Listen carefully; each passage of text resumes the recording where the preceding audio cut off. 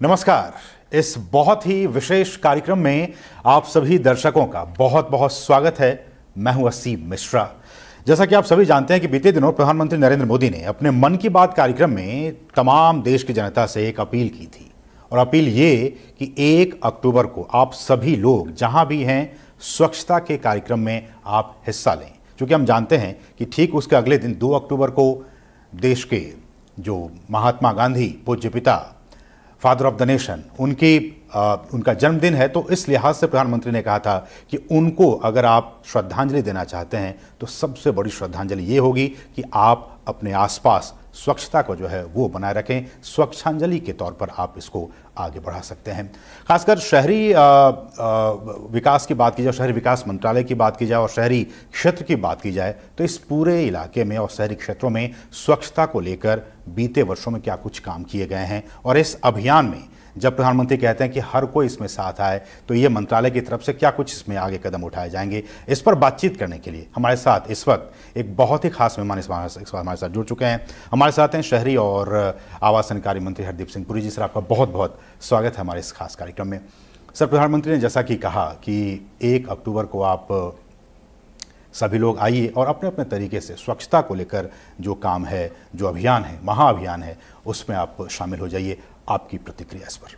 जब माननीय प्रधानमंत्री जी ने दायित्व संभाला दिल्ली में, मैं बात कर रहा हूँ मई 2014 की, जो पहली बार उन्होंने देश को संबोधित किया लाल किले से 15 अगस्त 2014 को, तो उन्होंने उस समय कहा था कि सबसे बड़ी श्रद्धांजलि जो हम बापूजी को दे सकते हैं on the 150th birth anniversary, जो 2 अक्टूबर 2019 में मनाई जाएगी, कि भारत देश जो है एक ओपन डेफिकेशन फ्री हो जाए और स्वच्छता में के कदम हम बहुत तेजी से आगे ले जा सकें।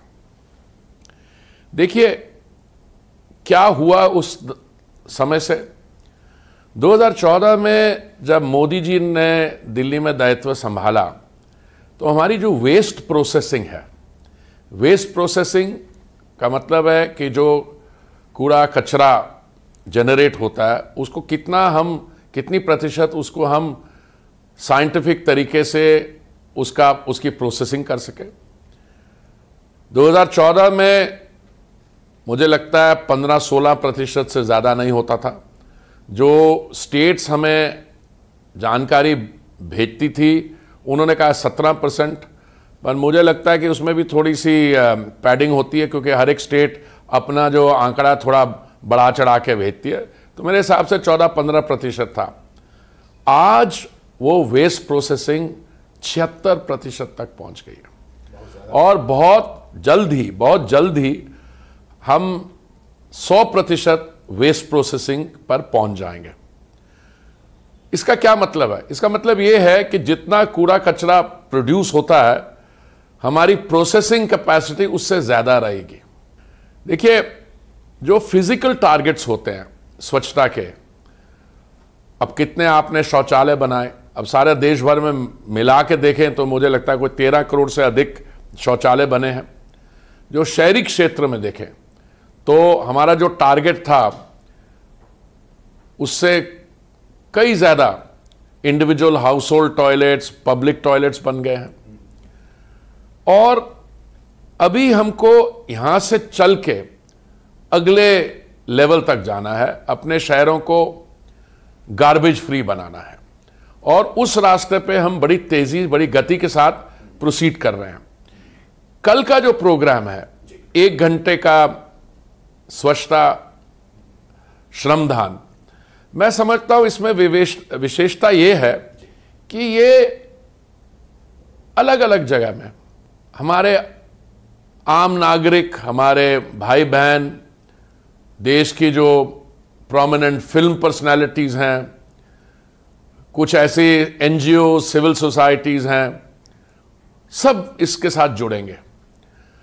मुझे आज आपके कार्यक्रम में शामिल होने से पहले जो मैंने लेटेस्ट मुझे ब्रीफिंग आंकड़े मिला है, उसके हिसाब से हमें लगता है कि हमें जिसके बारे सूचना मिली है वो कोई 8,10,000 अलग अलग स्थान पे, वेन्यूज पे ये स्वच्छता श्रमदान की ऑफरिंग की जाएगी। बीते 9 वर्षों में हमने देखा है, चाहे वो ग्रामीण इलाके की बात हो, शहरी इलाकों की बात हो, ये प्रधानमंत्री के 2014 में जो एक आह्वान किया तमाम देशवासियों से कि ये इसमें आप शामिल होइए, स्वच्छता को बनाए रखिए, अपने आसपास स्वच्छता को बनाए रखिए, ये अब न एक जन आंदोलन के तौर पर हो गया है, इसमें हर कोई शामिल हो रहा है। तो ये जो एक जन आंदोलन के तौर पर बीते 9 वर्षों में हुआ, इसको आप कैसे देखते हैं? अगर ये सरकार का एक प्रोजेक्ट रह जाता तो मैं समझता हूं कि हमें इसमें हाँ उसका हमें वो परिणाम जो है वो नहीं मिलता। पर इसकी सफलता इसलिए हुई है कि एक गवर्नमेंट का प्रोग्राम या सरकार का प्रोग्राम ये एक जन आंदोलन में चेंज हो गया। देखिए, अभी जो स्वच्छता का पखवाड़ा हमने जो चल रहा है, कल तक चलेगा, परसों तक, उसमें 31 करोड़ लोगों ने हिस्सा लिया। अब देखिए, कोई भी साइंटिफिक तरीके से मैं आपको आज नहीं बता सकता हूं कितने लोग जुड़ेंगे हमसे। मैं आपको 1-2 उदाहरण देना चाहता हूं। जब मैंने बात की, ठाकुर जी जो सौलभ इंटरनेशनल के अब अध्यक्ष हैं, उन्होंने मुझसे ये कहा कि देखिए, हमारे यहाँ से हजारों लोग शौचालयों को सफाई में लगेंगे और कुछ लोग कहते हैं 50,000 लोग तो उन्हीं के होंगे। हम इसको एक श्रमदान के रूप में देख रहे हैं, जिसमें ये नहीं फ्लैश बल्ब्स, खूब सारी पब्लिसिटी नहीं, एक क्वाइट तरीके से लोग अपने दिल से a place of their choice वहां पे आके श्रमदान करें। और मुझे पूरी उम्मीद है कि ये जो एक सरकारी प्रोग्राम तो ऑलरेडी जन आंदोलन बन गया था, पर इसको अगले लेवल पे ले जाके हम अपने शहरों को ODF plus, ODF plus plus, garbage free, single use plastics को ले जाके आने वाले समय में जो भी हमारे यहाँ कमियां रही हैं और यहाँ कमियां दूर करने के बाद भी we will take it to the next higher level. एक सर बात आती है खुले में शौच से मुक्ति को लेकर, आपने भी इसका जिक्र किया, ODF की बात की हुई, ODF प्लस की बात हो रही है, जो सिंगल यूज प्लास्टिक है उस पर किस तरह से हम उसको रोक लगा सकें। इन तमाम चीज़ों को बीते 9 वर्षों में किस तरह से इम्प्लीमेंट किया गया और आने वाले दिनों में हमारे जो चाहे वो शहरी इलाके हो, ग्रामीण इलाके हों, उन इलाकों में ODF, ODF plus, single use plastic, इस पर आपका क्या विजन है? माननीय प्रधानमंत्री जी ने सिंगल यूज प्लास्टिक के खिलाफ आंदोलन चलाने, उस समय कई लोग थे कहते थे कि साहब अगर हम प्लास्टिक, सिंगल यूज प्लास्टिक नहीं करेंगे तो क्या होगा। नहीं, आप देखिए, थोड़े ही समय में आप और हम भी बाजार जाते हैं कोई सब्जी खरीदने, तो प्लास्टिक की बैग अभी भी यूज हो रहा है। मैं ये नहीं कह रहा हूं कि एकदम हो गया, क्योंकि एकदम बैन नहीं लगा है, कि आप प्रोग्रेसिवली अपने टारगेट्स को रियलाइज करना चाहते हैं। बट जूट के बैग्स यूज हो रहे हैं, लोग लेके जाने लगे हैं। मैं जब ट्रैवल करता हूं और मुझे कुछ मान लीजिए अखबारें ले जानी है साथ में, I have a jute bag. और देखिए, अगर एक बारी जनता अपना मन बना ले तो स्वच्छता का जो आंदोलन है उसमें हमें सफलता मिलेगी। पर हम चैलेंज को, जो हमारे सामने समस्या है, उसको हम अंडर एस्टिमेट नहीं करना चाहिए। इतना सिंगल यूज प्लास्टिक का दुरुपयोग हुआ है, मैं शब्द बड़े इस्तेमाल ध्यान से कर रहा हूं, कि हमारे जो ओशंस हैं, हमारे समुद्र हैं, उनमें इतना, जैसे जितना एक पूरे देश का साइज होता, इतना बड़े साइज में वो ओशंस में ये प्लास्टिक फ्लोट कर रहा है, जिससे मरीन लाइफ को हानि पहुंचती है, बाकी फॉर्म्स ऑफ लाइफ को हानि पहुंचती है, और इसमें जो टॉक्सिसिटी है। तो देखिए, देश के प्लैनेट को, ये सारी क्लाइमेट चेंज की जो अभी हम लोग काम कर रहे हैं, माननीय मोदी जी ने जो कदम उठाए हैं, इस सब में अभी काम और भी बाकी है। ऐसे में सर एक चुनौती जो मुझे समझ में आ रही है कि आने वाले सालों में, खासकर 2047 की बात जब होती है कि भारत एक विकसित देश बन जाएगा, ये संकल्प है, उसको सिद्धि तक पहुंचाना हम सब की जिम्मेदारी है। लेकिन 2047 तक ये कहा जा रहा है कि जो शहरी आबादी है वो अभी 46 करोड़ के आसपास है, वो लगभग 87-88 करोड़ के आंकड़े को टच कर जाएगा। ऐसे में जो स्वच्छता है, शहरी स्वच्छता और साफ सुथरा रखने की चुनौती, ये एक बहुत बड़ी चुनौती होगी। 1947 में जब हमने एक आज़ाद इंडिपेंडेंट कंट्री का रूप लिया, तो उस समय हमारी जनसंख्या कोई 35 करोड़ थी टोटल। उस 35 करोड़ जनसंख्या में कोई 17% हमारी शहरी आबादी थी। ज़्यादातर हमारे जनता ग्रामीण क्षेत्र में रहा करते थे। आपने कुछ आंकड़ा लिया कितनी है इस समय उस थिंग, वो तो असली पता तो तभी लगेगा जब सेंसस आएगा जल्दी अगले 1-2 साल में, 2021 के। हाँ, वो सही बात है आपकी, पर आप ये मान के चलिए 2030 में, 2040 में ये हमारी जो अर्बन जनसंख्या है ये 60 करोड़ 80 करोड़ तक भी जा सकती है। तो आपकी बात बिल्कुल सही है। इसलिए हमें जो अर्बन इम्यूनिटीज़ हैं, स्वच्छता से लेके आवास, रेंटल हाउसिंग, अर्बन ट्रांसपोर्ट, सब पे ध्यान रखा। और मैं सिर्फ आपको यही कहना चाहूँगा कि इस पर दबा के काम हो रहा है। मैं आपको अर्बन ट्रांसपोर्ट का एक आंकड़ा दे दूँ। जब माननीय वाजपेयी जी प्रधानमंत्री थे तो ये मेट्रो सिस्टम की शुरुआत हुई थी। उस समय से मिलकर आज 860-870 किलोमीटर हमारे देश भर में मेट्रो सिस्टम है। आज हम दुनिया में 5वें स्थान पे हैं, पर हमारे यहाँ 980 किलोमीटर मेट्रो लाइन पे काम हो रहा है। और बहुत जल्दी जब ये कंप्लीट हो जाएगा काम, मैं अगले 1-2 साल की बात कर रहा हूँ, मैं बहुत लंबी बात नहीं कर रहा हूँ, तो हम दुनिया भर में, हमारे यहाँ भारत का मेट्रो सिस्टम विश्व भर में दूसरे स्थान पे होगा। चीन, भारत, उसके बाद अमेरिका। मुझे तो लगता है हम एक विकसित देश 2047 से पहले ही बन जाएंगे। उन्होंने अमृतकाल की बात की, अभी असेसमेंट है कि 2040 तक हमारी अर्थव्यवस्था जो है 25-26 ट्रिलियन डॉलर की होगी और हमारी जो पर कैपिटा इनकम है वो 7-8 गुना ज़्यादा होगा। तो आप मान लीजिए जब आपकी पॉपुलेशन की जीडीपी बढ़ जाए तो जो स्वच्छता की समस्याएं होती है वो भी नई किस्म की हो जाती हैं। ठीक है, वो फिर पर वो हम लोग एडजस्ट कर रहे हैं। वेस्ट प्रोसेसिंग और बाकी जो हैं कई काम जो हुए हैं, मैं समझता हूँ बहुत तेज़ी से हुए हैं। और हमारे जो शहर हैं, अभी तो 100 स्मार्ट सिटीज़ की हम बात करते हैं, पर अगले राउंड में ये 2024 तक जून तक 100 शहरों पे सारे प्रोजेक्ट कंप्लीट हो जाएंगे। आगे ले जाएंगे तो आप देखिएगा ये डिजिटली देश भर में ऐसी योजनाएं चालू हो जाएंगी और समस्याएं आएंगी पर उनका हल भी हम साथ साथ लेके आएंगे। सर, वेस्ट प्रोसेसिंग की बात जब आती है तो हमने देखा कि अगर सॉलिड वेस्ट प्रोसेसिंग की बात की जाए तो लगभग जब शुरुआत हुई थी इसकी तो 16% के आसपास थी। अब ये आंकड़ा 76% से भी ऊपर का चला गया है। आपने कहा कि इसको हमें 100% तक पहुंचाना है। क्या कुछ इसके लिए प्लानिंग और कैसे इसको आप आगे बढ़ाएंगे? कॉन्फिडेंस के साथ आपको कहता हूं कि आने वाले समय में 100% हो जाएगी, क्योंकि this is work in progress. Already investment हो चुकी है। देखिए, लैंड स्टेट सब्जेक्ट है, हमें भी इनकरेज करा, पर लोगों को अब समझ आ गई है। इससे आप बाकी लाभ भी उठा सकते हैं। अब जैसे पराली की बात बताऊं मैं आपके, वेस्ट के पहले पराली जलाई जाती थी। अभी मेरी दूसरा मंत्रालय जो है पेट्रोलियम और प्राकृतिक गैस, उसमें हमने 2nd जनरेशन एथेनॉल प्लांट बनाया है पानीपत में, जिससे पराली से हम एथेनॉल बना रहे हैं और 3rd जनरेशन में तो गैसेस से बनाएंगे।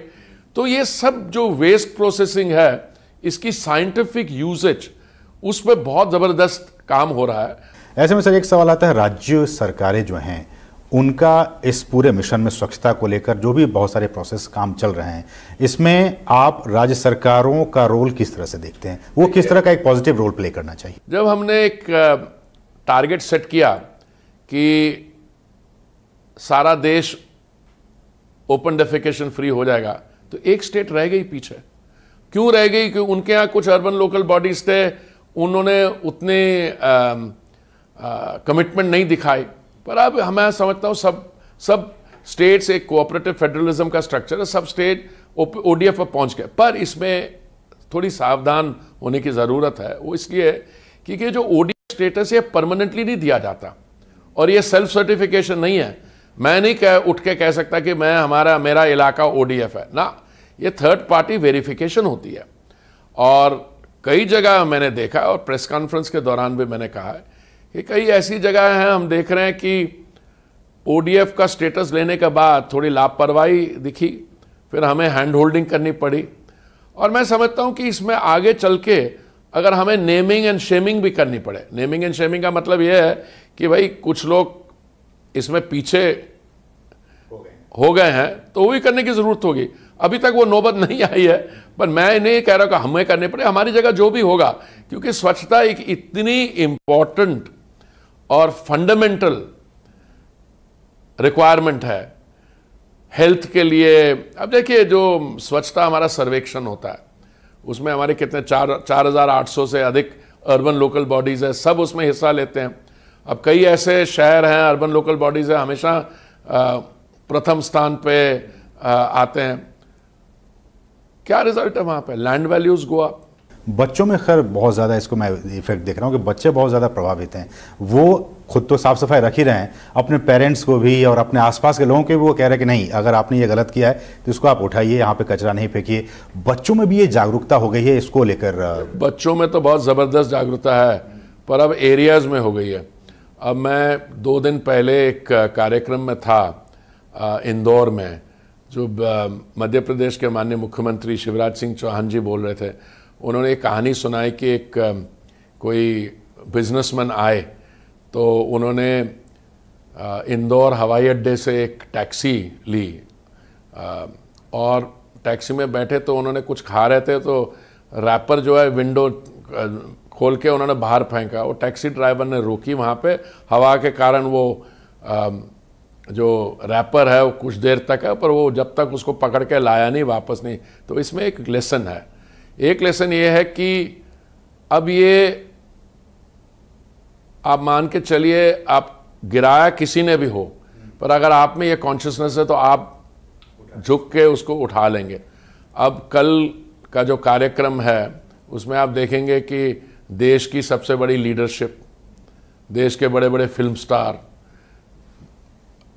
रिलीजियस संस्थाएं, उनके जो नोन चेहरे हैं वो सब झाड़ू अगर लगाने के स्वच्छता में है तो एक नई डिग्निटी आती है इस चीज से। प्रधानमंत्री खुद ही आके देखिए झाड़ू पकड़ के वो लगा रहे हैं, कितना बड़ा मैसेज इससे। देखिए 2014 में जब मोदी जी ने पहली बार ये शुरू किया, बाय पर्सनल एग्जाम्पल, मैं पर्सनल एग्जाम्पल, आप अपने घर के अंदर जो मर्जी करिए, पर्सनल एग्जाम्पल पब्लिक में उन्होंने जो किया, उसका क्या इफेक्ट हुआ, वो इमेज अभी भी आपके 9 साल हो गए हैं, आपके माइंड में बिल्कुल फ्रेश है।